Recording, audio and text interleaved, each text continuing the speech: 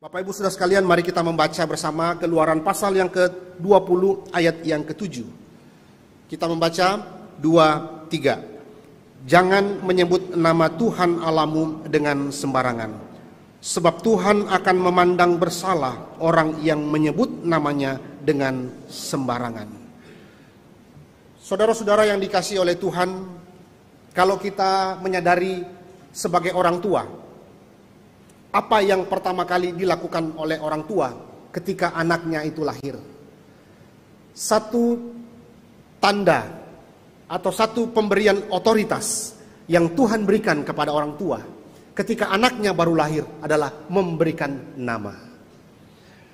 Anak lahir diberikan nama, dan tentu nama itu tidak sembarangan.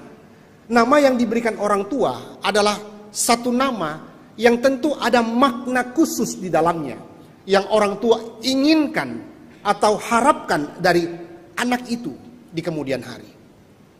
Sehingga nama itu akan menjadi satu ciri khas.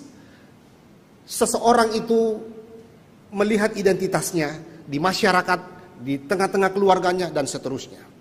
Belum lagi ketika itu mungkin ditambah dengan marga atau fam atau nama terakhir keluarga, maka itu menunjukkan sesuatu bahwa anak ini melekat dengan identitas keluarga. Nah, saudara-saudara sekalian yang dikasihi oleh Tuhan, tetapi menariknya kalau kita merenungkan tentang apa itu nama atau makna sebuah nama, ternyata Alkitab tidak pernah menyamakan sekali lagi Tuhan dan manusia. Kalau manusia itu diberikan nama oleh orang tuanya dan seterusnya, tetapi Allah adalah Allah yang tidak ada yang pernah memberikan dia nama. Tetapi menariknya bahwa nama itu sudah ada sebelumnya.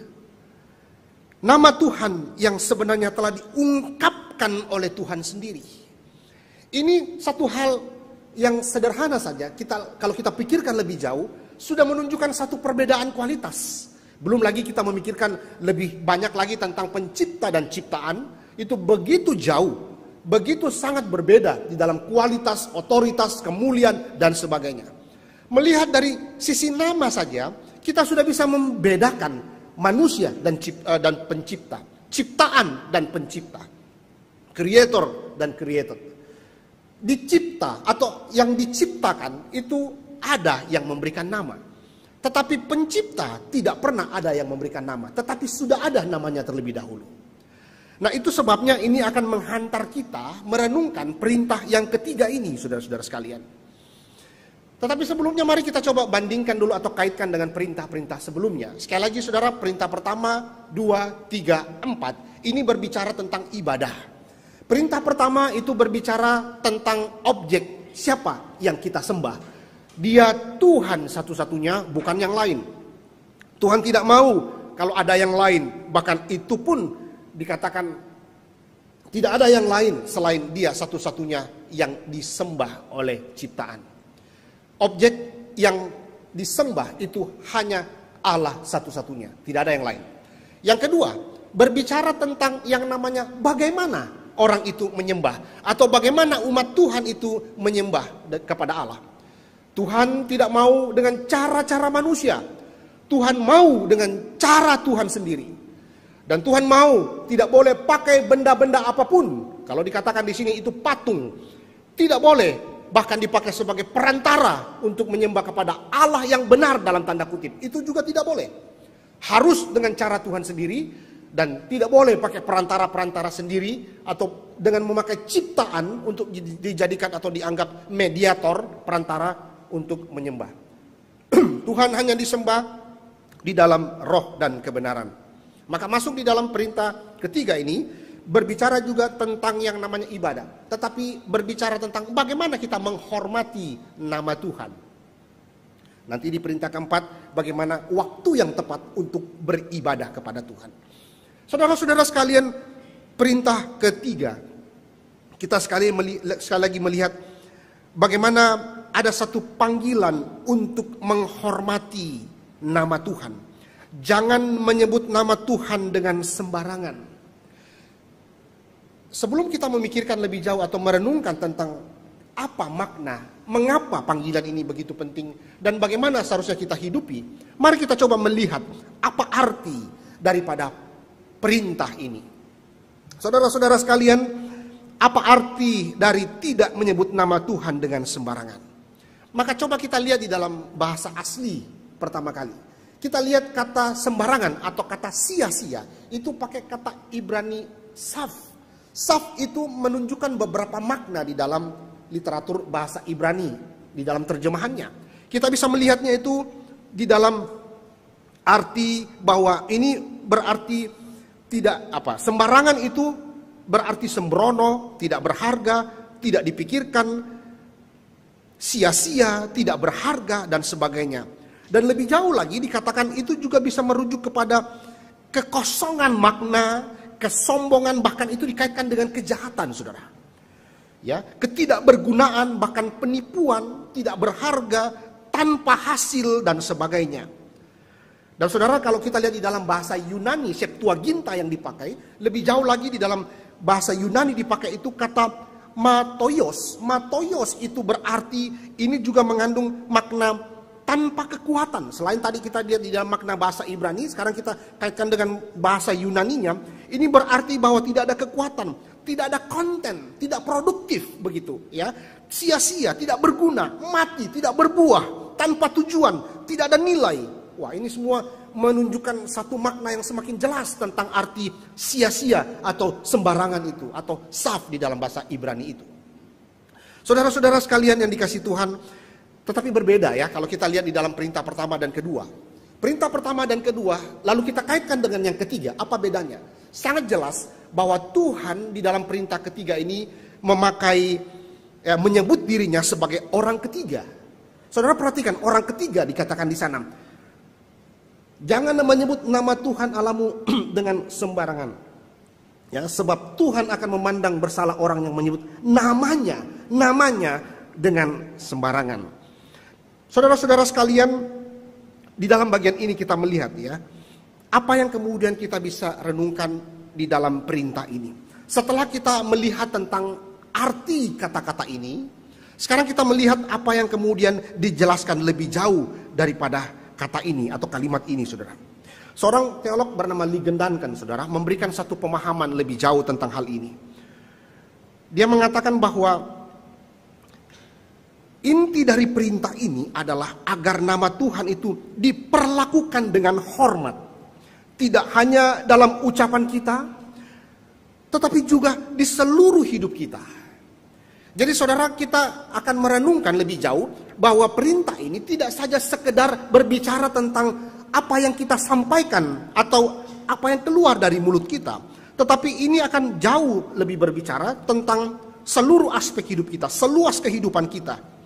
Dan di situ dikatakan bukan saja menyebut nama Tuhan secara verbal begitu dengan sembarangan, bukan hanya salah tulis nama Tuhan begitu dengan sembarangan, bukan hanya salah menyebut nama Tuhan, tetapi setiap kali kita menyebut nama Tuhan, kata Ligon Duncan, itu selalu harus kita kaitkan atau dengan penuh kesadaran kita mengkaitkan itu dengan kekudusan Tuhan, dengan kehormatan Tuhan, dengan keagungan Tuhan.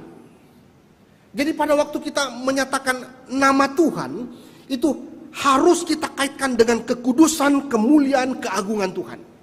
Maka ini menjadi perintah yang begitu serius, yang perlu dihayati kembali oleh kita orang-orang Kristen hari ini, saudara. Kalau kemudian ini berbicara tentang orang-orang di perjanjian lama, maka kita coba melihat apa maknanya di dalam dunia kuno saat itu. Di dalam konteks pembacaan ini, saudara, kita lihat apakah makna ini di dalam pemahaman orang dunia kuno saat itu. Saudara-saudara sekalian, perintah ini tentu akan berkaitan dengan sesuatu hal yang berkaitan itu dengan kepercayaan atau apa yang disembah oleh orang-orang dunia kuno saat itu. Perintah ini melarang penggunaan nama dengan tujuan yang tidak tulus, bahkan sembrono, bahkan dikatakan itu ada sumpah palsu nanti. Ada mantra-mantra di dalam dunia pagan saat itu. Pagan itu adalah penyembah-penyembah dewa-dewa dan seterusnya. Lalu kemudian ada kalimat-kalimat yang omong kosong, yang tak bermakna. Maka sekali lagi Dengan melihat konteks ini saja, saudara, kita bisa mengkaitkan bahwa ketika Tuhan memerintahkan umatnya untuk menghormati nama Tuhan, menyebut nama Tuhan itu dengan hormat, dengan tidak boleh sembarangan, maka ini berarti sesuatu yang begitu serius yang tidak boleh kemudian itu dilanggar oleh umat Tuhan. Kenapa? Dunia kuno saat itu bahkan ketika pelanggaran akan nama Tuhan atau nama dewa-dewa mereka waktu itu, ya ini bukan berbicara secara khusus kepada umat Tuhan, tetapi konteks secara umum orang-orang pada waktu itu ketika menyebutkan nama dewa yang salah, dewanya salah disebutkan, itu bisa pelanggaran dan hukuman berat bagi mereka. Nah, itu kemudian yang Musa sebagai narator ini angkat sebagai sesuatu hal yang penting untuk jauh lebih memahami lagi tentang siapakah itu Allah yang bahkan melampaui dewa-dewa saat itu. Saudara-saudara sekalian, maka disitulah kita lihat di kalangan orang Yahudi sudah mulai memahami ini lebih jauh. Bahkan beberapa tindakan mereka sangat ekstrim untuk menghindari pelanggaran perintah ini, saudara. Bahkan mereka menolak untuk menuliskan kata Allah, Yahweh, karena takut ya dalam pemahaman mereka ya kertasnya itu dihancurkan oleh Tuhan atau mereka bisa mendapatkan hukuman dari Tuhan.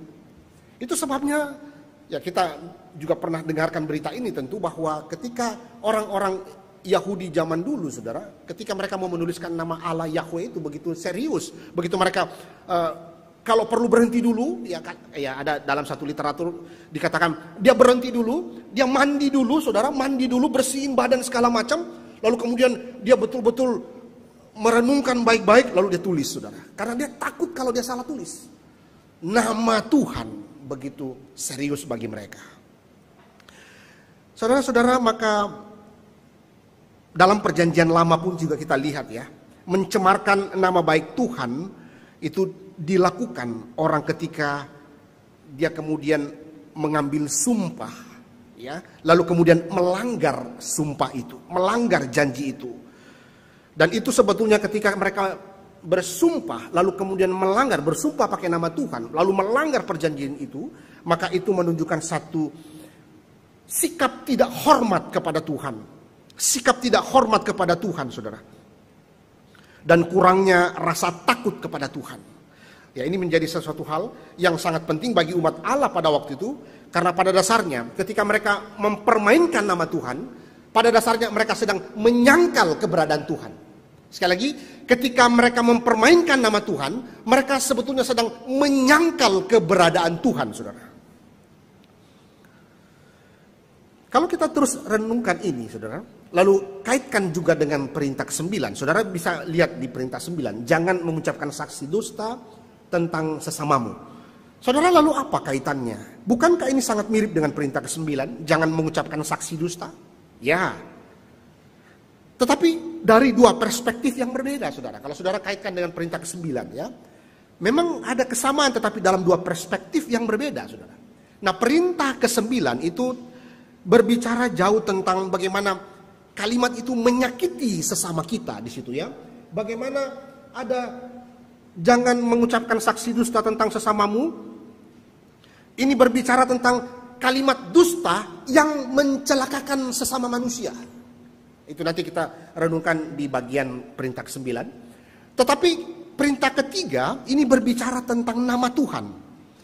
Perintah ketiga ini berbicara tentang berkaitan dengan pencemaran nama baik Tuhan karena sumpah palsu. Ya, kalau perintah 9 itu sumpah palsu kemudian mencelakakan orang lain, tetapi perintah ketiga ini bersaksi dusta, begitu misalnya ya, ini satu pelanggaran yang dilakukan, bersaksi dusta, memberikan sumpah palsu, mencemarkan nama baik Tuhan. Maka di sini kita melihat lebih khusus berbicara, perintah ketiga ini berbicara tentang nama Tuhan. Merenungkan lebih jauh lagi tentang nama Tuhan, mari saja saudara memikirkan lebih jauh ini, apakah kemudian yang menjadi hal penting sehingga ini begitu serius dilarang oleh Tuhan. Tidak boleh sembarangan menyebut nama Tuhan.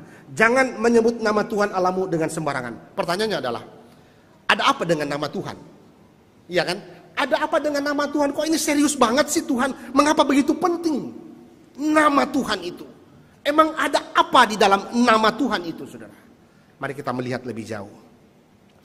Saudara, nama Tuhan itu sangat signifikan dalam beberapa hal. Pertama-tama di dalam dunia kuno tadi kita sudah renungkan bagaimana dalam perjanjian lama ya, di dalam budaya di sekitar Israel saat itu, nama dewa sangat penting untuk apa, saudara? Untuk memberikan akses orang-orang itu kepada dewa. Lalu kemudian itu akan mempengaruhi kehidupan mereka. Itu kepercayaan mereka tentu ya.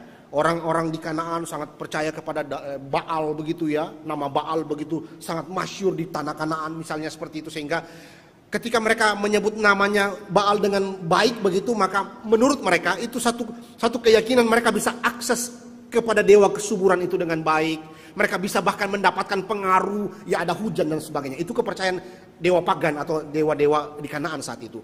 Nah, di dalam pemahaman ini, saudara, Israel mau diajak untuk melihat betapa pentingnya, betapa seriusnya nama Tuhan itu.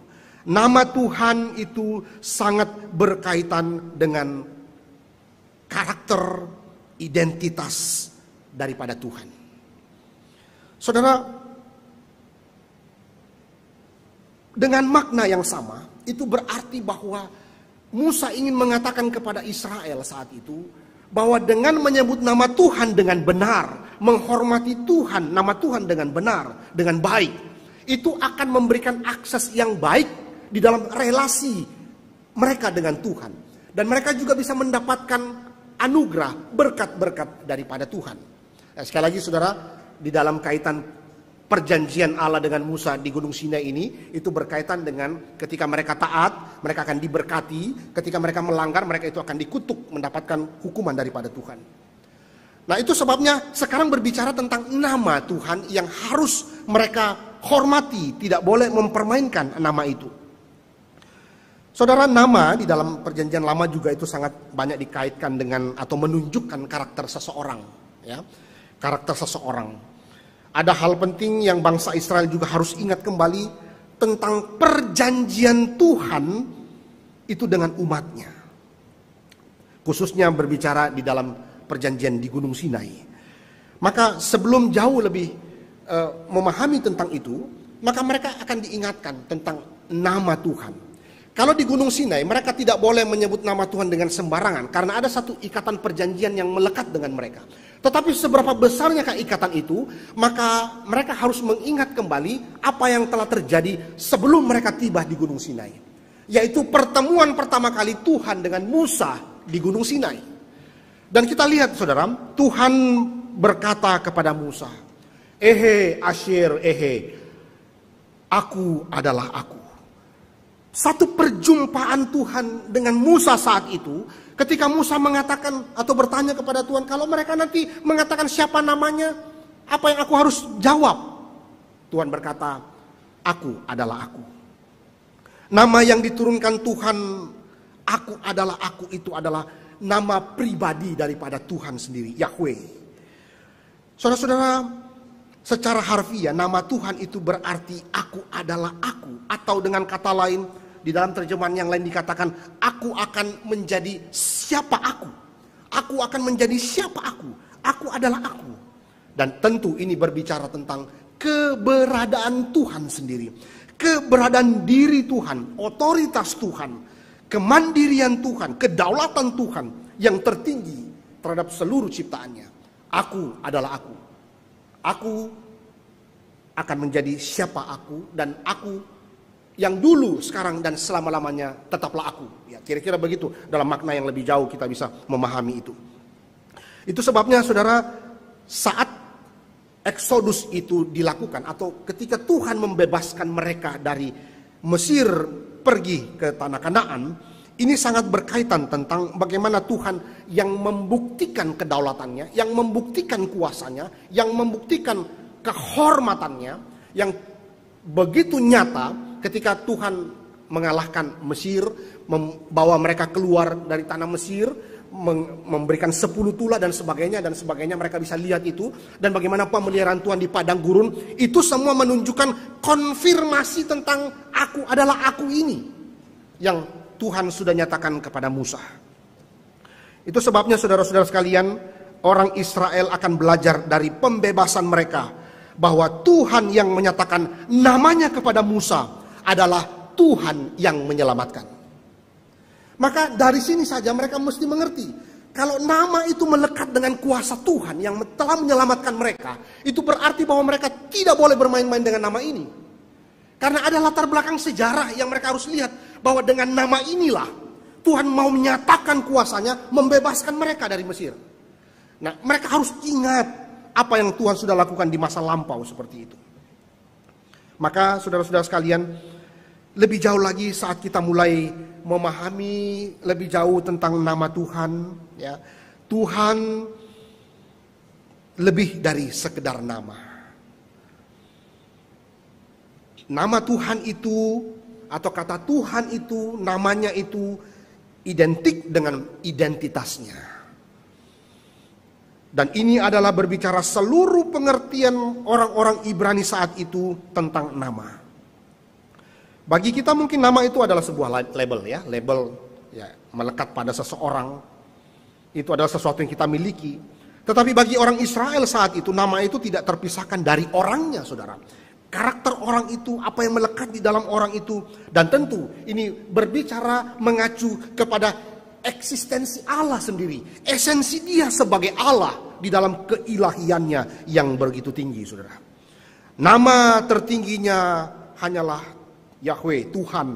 Nama ini lebih dari sekedar ketika mereka memanggil nama Tuhan. Tetapi nama ini meliputi seluruh reputasi Tuhan. Apa yang nyata dalam kehidupan umatnya melalui karya-karya Tuhan, itu semua terikat atau melekat di dalam nama Tuhan itu. Sekali lagi saudara, nama itu melekat dengan karakter seseorang, identitas seseorang. Dan itulah kemudian yang dijabarkan bahwa nama Tuhan tidak sekedar identitas karakter, tapi lebih daripada itu, seluruh tentang Tuhan itu melekat di dalam namanya. Maka ini sesuatu yang begitu serius. Itu sebabnya Raja Daud, saudara, kalau saudara membaca di dalam Mazmur pasal yang ke-8 ayat 1, dia mengatakan, "Ya Tuhan, Tuhan kami, betapa agungnya namamu di seluruh bumi." Agungnya namamu di seluruh bumi itu berarti bahwa ciptaan itu akan melihat keagungan Tuhan. Tuhan akan menyatakan keagungannya di dalam seluruh ciptaannya. Itu yang disaksikan oleh Daud, saudara, di dalam bagian ini. Dan saudara-saudara sekalian, Daud memuji Tuhan bukan hanya karena namanya saja, Allah yang begitu agung, tetapi karena Tuhan yang membuat segala sesuatu untuk kemuliaannya sendiri, saudara. Untuk kemuliaannya sendiri begitu nyata dinyatakan.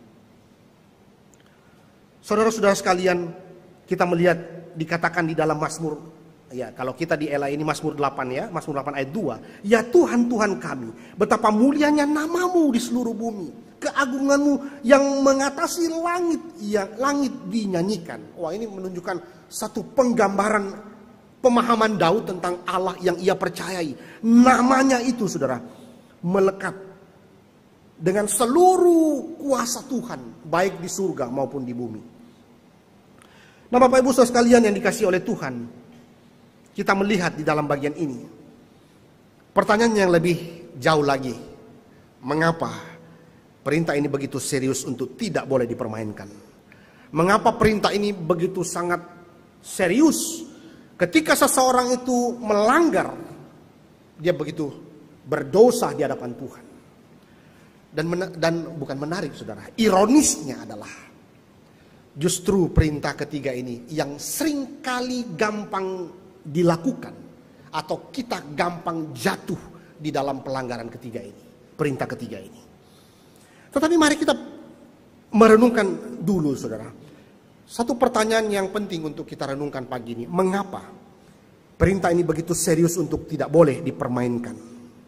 Harus dilihat sebagai sesuatu yang begitu serius dari Tuhan dan kita tidak boleh permainkan. Sekali lagi saudara, berbicara nama. Nama melekat dengan reputasi Tuhan, melekat dengan seluruh apa yang ada di dalam keberadaan Tuhan sendiri, eksistensi Tuhan sendiri, baik itu identitas, karakter, kuasanya dan sebagainya. Tetapi mengapa ini penting untuk kita hayati kembali bahwa perintah ini tidak boleh dipermainkan. Pertama, kita harus mengingat siapa kita. We are created. Kita adalah ciptaan. Tuhan adalah pencipta. Ada satu perbedaan kualitas antara pencipta dan ciptaan. Karena Tuhan adalah pencipta dan kita adalah ciptaan. Ini harus menjadi satu pemahaman awal. Mengapa ini begitu serius dan tidak boleh dilanggar oleh ciptaan? Karena nama itu, nama Allah itu melekat dengan seluruh tentang Tuhan. Dan dia adalah pencipta. Dia adalah pencipta. Saudara, ingatkah kita bahwa Tuhan yang kita sembah itu adalah Tuhan yang menciptakan langit dan bumi, di mana sampai saat ini dan sampai selama-lamanya itu akan dipuji oleh para malaikat di surga. Dan kita pun harus memahami bahwa dia adalah pencipta kita. Maka sangat kurang ajar sekali bagi kita sebagai orang Kristen hari ini jika kita yang sudah tahu siapa dia namun masih menggunakan nama Tuhan dengan sia-sia. Maka kita seperti orang yang tidak tahu diri, tidak menyadari diri kita. Ketika kita sudah tahu siapakah pencipta kita, tapi kita masih mempermainkan dia. Yang kedua, saudara, mengapa ini penting? Mengapa ini begitu serius? Pertama, Tuhan adalah pencipta. Yang kedua, Tuhan itu adalah kudus adanya. Nama selain mengartikan jati diri, harga diri, juga menyatakan perwakilan. Dan Alkitab mengatakan bahwa kita orang Kristen adalah pengikut Kristus. Saudara tahu bagaimana sifat Kristus? Dia adalah sempurna, tidak berdosa.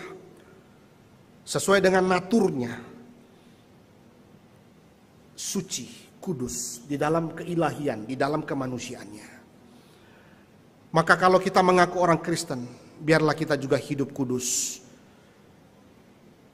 Kita harus gentar dan sadar. Dan tidak sembarangan mulut kita menyebut nama Tuhan dengan sembarangan. Itulah Tuhan yang kita sembah. Begitu kudus adanya. Kita lihat teladan Kristus.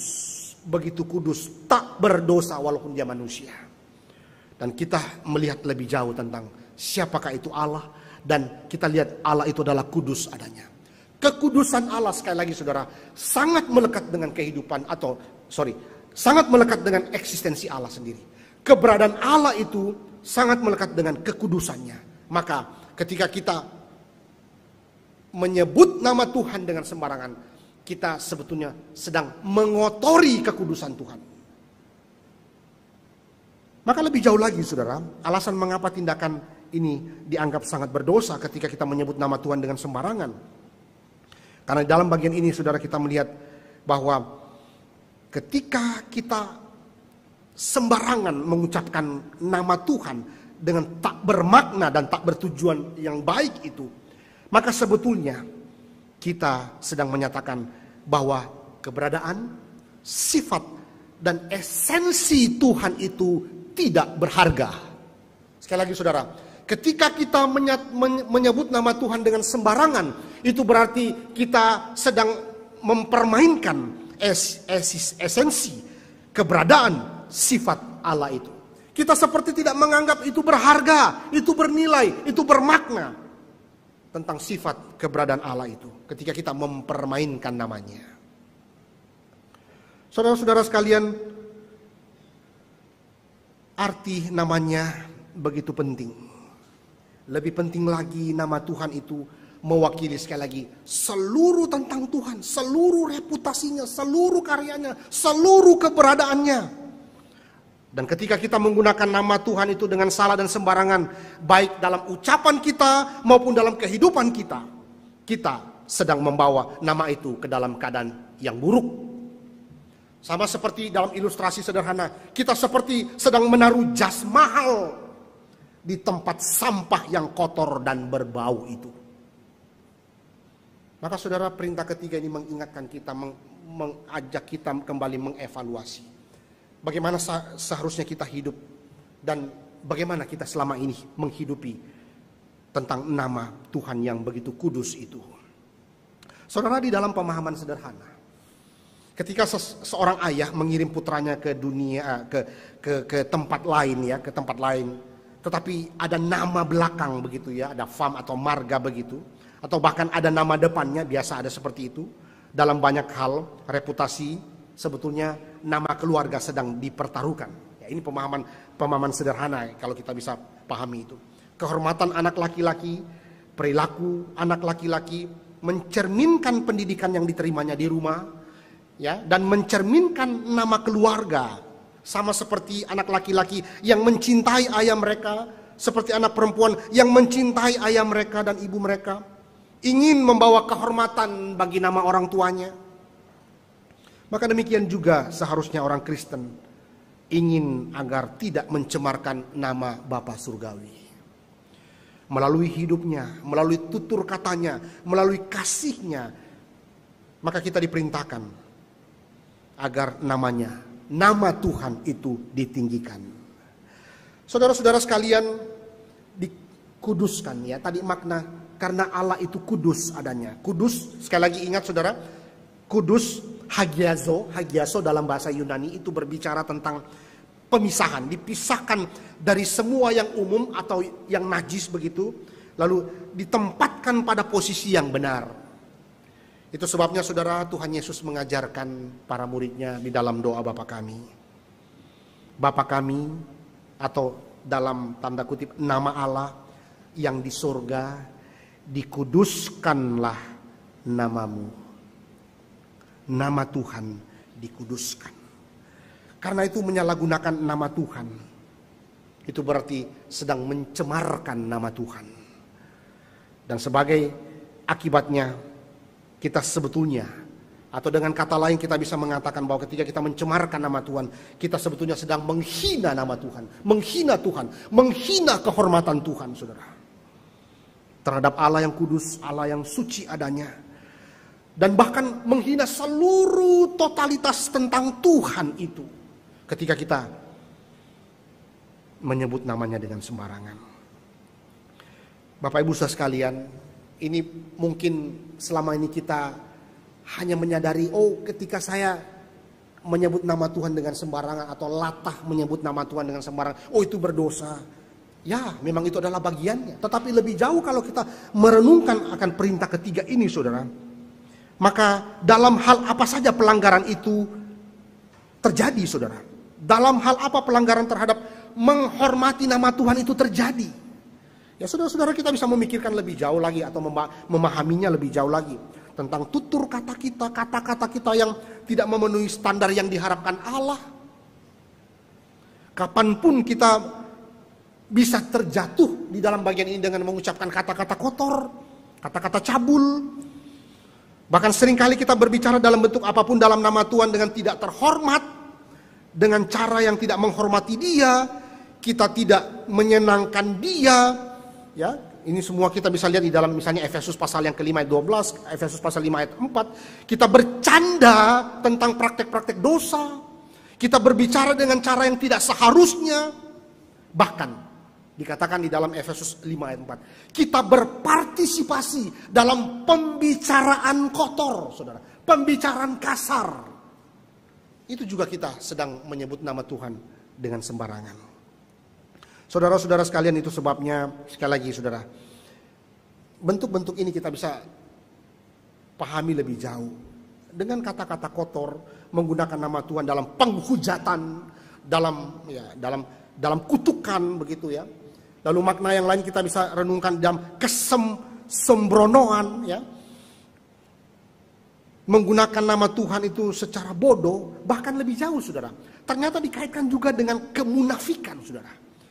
Mengklaim nama Tuhan tetapi tidak bertindak dengan cara yang seharusnya, justru mempermalukan Tuhan di sana. Saudara-saudara sekalian, bahkan lebih jauh, John Piper itu mengatakan salah di dalam perintah ketiga ini juga berbicara, atau pelanggaran ketiga ini juga berbicara ketika kita berbicara tentang Tuhan dengan cara mengosongkan makna Tuhan sendiri. Atau dengan kata lain, kita sedang mereduksi, menurunkan, mengurangi kuasa dan otoritas Tuhan. Saudara-saudara sekalian, bahkan hari ini kita melihat begitu banyaknya yang terjadi di gereja-gereja saat ini. Menggunakan nama Tuhan dengan keuntungan, kepentingan, kemuliaan diri sendiri dalam pelayanan gereja. Bahkan berkata seperti Nabi sekarang ini berkata, Tuhan berbicara kepadaku. Wah, ini menunjukkan seperti dia Nabi yang berbicara kepada jemaatnya. Tuhan berbicara kepadaku. Dengarkanlah ini. Tuhan mengatakan ini dan sebagainya. Saudara-saudara sekalian, John Piper mengatakan bahwa ini adalah pelanggaran yang sering kali terjadi bahkan di dalam gereja. Ketika orang itu mengatakan kalimat-kalimat yang seperti sedang mengagungkan dirinya, kelihatan seperti hebat, suci, punya karisma, tapi sedang mereduksi, menghilangkan makna Tuhan yang sebenarnya. Sedikit-sedikit mengatakan itu kehendak Tuhan, ini kehendak Tuhan. Begitu lancang dengan sembarangan memperalat nama Tuhan untuk mencari keuntungan sendiri. Saudara, mari kita sama-sama merenungkan bagian ini. Tetapi kita pun sebagai jemaat Tuhan, coba kita pahami lebih jauh lagi ini. Orang Kristen dapat menyalahgunakan nama Tuhan dengan sembarangan ketika ada satu nuansa di dalam hidupnya. Dia sedang memakai ayat-ayat lalu menafsirkan nama Tuhan atau keberadaan Tuhan itu dengan sembarangan.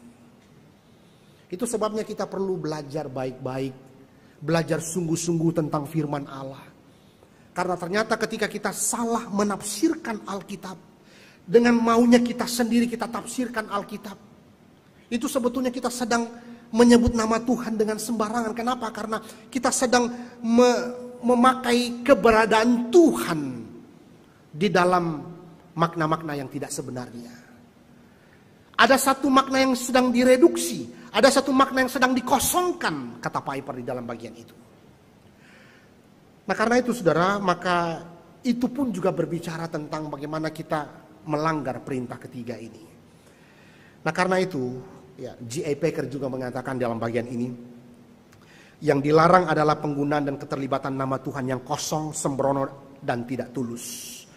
Itu juga termasuk di dalam ketidaksopanan kita, karena tidak menganggap serius karakter dan reputasi Tuhan yang diwakilkan melalui namanya.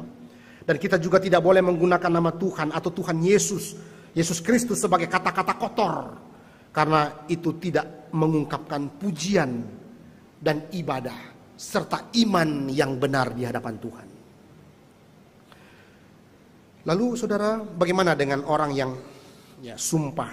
Ya, kalau kita lihat ya, orang biasa disumpah, bersumpah dengan sah, begitu ya. Saudara, justru ini kita melihat di dalam makna yang lain, bahwa di dalam Ulangan 6 ayat 13, saudara, kita juga bisa melihat di sana bahwa perintah ini tidak melarang mengambil sumpah yang sah. Yang sah ya, yang sah. Bukan sumpah sembarangan, tetapi sumpah yang sah ya. Saudara bisa lihat ketika misalnya siapa yang menjabat gitu ya, ada Alkitab lalu kemudian dia bersumpah dan sebagainya. Itu oke, itu boleh. Karena memang Ulangan 6 ayat 13 juga mengatakan itu. Ya, ada sumpah untuk menegaskan, meneguhkan itu. Tetapi di sisi lain, dengan sumpah itu akan mengikatkan orang itu dengan integritasnya sebagai anak Tuhan. Jadi ketika mereka menjalankan tugas, ya misalnya apalah begitu ya, menjabat ya jabatan tinggi begitu, ada sumpah yang ada sumpah yang dia ucapkan begitu, maka itu juga akan mengikatkan mereka sebetulnya dengan apa, saudara? Dengan integritasnya, bahwa ini tidak boleh main-main. Karena melekat dengan identitasnya sebagai anak-anak Tuhan begitu. Nah, ini menjadi hal yang penting, saudara. Makanya di dalam bagian ini kita melihat, ya ini John MacArthur mengatakan demikian, bahwa ketika ada sumpah, memang itu ya secara sah boleh ya bagi anak-anak Tuhan. Dan ini sebaliknya akan mengikatkan dia dengan integritas. Ya, bagaimana dia waktu menjalankan tugasnya, dia tahu ada sumpah yang sudah diberikan kepadanya, sehingga Bagaimana ketika dia menjalankan tugasnya, dia terus merenungkan dia adalah anak Tuhan yang seharusnya mewakili Kristus ketika dia bekerja, ketika dia menjalankan tugas-tugasnya di kantor, di perusahaan, dan dimanapun. Ada satu integritas yang melekat di dalam diri anak-anak Tuhan itu. Nah, karena itu saudara-saudara, maka kita di zaman ini untuk orang percaya. Lalu bagaimana dengan kita hari ini sebagai orang percaya? Bagaimana kita menerapkan ini? Saudara, seharusnya ya, kalau bukan pada tempatnya, ya, yang saya maksud adalah sumpah yang tadi, jabatan tertentu disumpah dan sebagainya. Tetapi di dalam keadaan yang normal, sebetulnya anak-anak Tuhan ya tidak boleh menggunakan nama Tuhan itu sebagai sebuah, maksudnya gini, jangan seringkali itu kita menggunakan ya nama Tuhan itu untuk menegaskan, ya betul ini demi nama Tuhan begini-begini dan sebagainya. Tidak, saudara. Ya, seorang komentator mengatakan justru kita sebaiknya tidak memakai bagian-bagian itu atau memverifikasi segala sesuatu dengan mengatasnamakan Tuhan. Karena, saudara, karena hidup kita sebetulnya menunjukkan kebenaran. Iya, katakan iya. Tidak, katakan tidak. Maka sebisa mungkin jangan menggunakan verifikasi segala sesuatu demi nama Tuhan. Betul loh, saya bersumpah begini. Enggak. Karena seharusnya panggilan kita itu menyatakan kebenaran. Iya, katakan iya. Tidak, katakan tidak.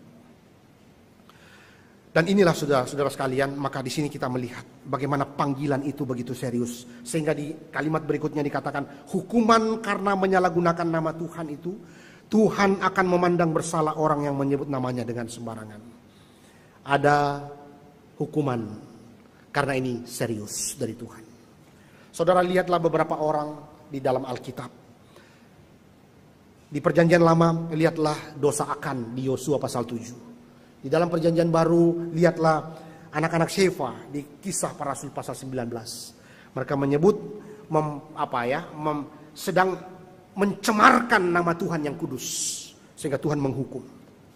Nah, karena itu saudara-saudara, bagaimana seharusnya kita bersikap melalui perintah ketiga ini? Pertama, ingatlah bahwa nama Kristen berarti ada nama Kristus di dalam hidup kita. Sehingga kita jangan mempermalukan Kristus melalui hidup kita. Jangan mempermalukan Kristus melalui bibir kita. Jangan mempermalukan Kristus melalui seluruh hidup kita. Kenapa? Kita anak Tuhan, kita Kristen. Kristen adalah pengikut Kristus. Maka nama Tuhan, nama yang kita sandangkan ini adalah nama Kristen ini. Kita adalah Kristen ini, pengikut Kristus. Itu berarti ada jejak Kristus di dalam hidup kita. Ada Kristus dalam hidup kita, ada nama Kristus yang melekat dalam hidup kita. Sehingga sekali lagi saudara, jangan mempermalukan nama Kristus di dalam hidup kita.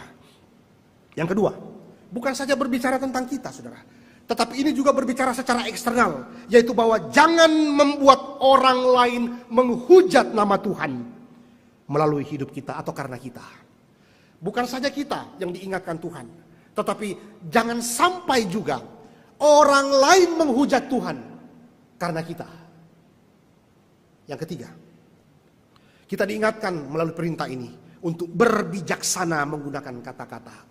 Lihatlah Kristus di dalam seluruh kehidupannya. Alkitab mengatakan bahwa Yesus Kristus mentaati Allah Bapa bahkan sampai di atas kayu salib. Dia tahu identitasnya sebagai anak Allah. Dia tidak mau mempermalukan Allah Bapa sebagai anak Allah. Di dalam hidupnya lihatlah bagaimana dia membawa orang bertemu dengan Allah Bapa dan dia tidak menyebabkan orang itu berdosa, tetapi justru sebaliknya Kristus membawa orang-orang berdosa diperdamaikan dengan Allah Bapa. Dan lihatlah Yesus Kristus di dalam seluruh hidupnya tak satupun dia menghujat nama Tuhan, tak satupun dia mempermainkan nama Allah Bapanya. Justru dia menggunakan dengan bijaksana seluruh kata-katanya. Iya kalau iya, tidak kalau tidak. Dan itulah yang kita bisa lihat di dalam bagian ini. Jika itu adalah kehormatan yang kita lihat di dalam Kristus. Dan lihatlah nanti ketika Kristus datang kembali, saudara. Alkitab mengatakan, Karena ketaatan Kristus itulah, maka Allah Bapa meninggikan dia di tempat yang tertinggi dan mengaruniakan kepadanya nama di atas segala nama.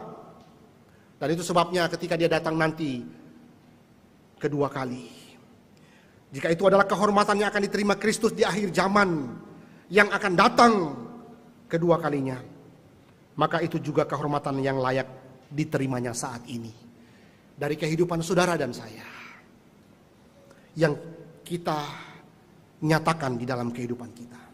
Itu sebabnya seluruh hidup kita seharusnya mewakili Kristus. Karena itu jangan mempermalukan Kristus di dalam hidup kita. Tetapi sebaliknya, biarlah Kristus dipermuliakan di dalam seluruh hidup kita. Melalui tutur kata kita, melalui seluruh perilaku kita, kehidupan kita. Itu sebabnya Tuhan melarang kita jangan menyebut nama Tuhan dengan sembarangan.